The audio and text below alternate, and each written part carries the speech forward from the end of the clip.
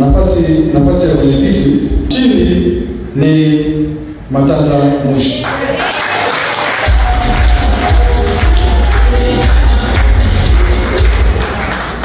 Kwa maana hiyo na makamu mwenyekiti niliona Munu.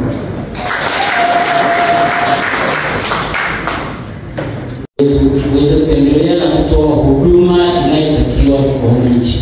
Asante sana. Ndugu wajumbe wenzangu, niwashukuru sana kwa maamuzi mlioyachukua, na mmefanya hivyo kwa lengo moja, ni kuhakikisha bodi yetu inakuwa imara, na sio kwa imara tu, tunamtua mama ndo kichwani kama rais wetu anavyosema. Nilikuwa mwenyekiti mwaka kasoro, nashukuru.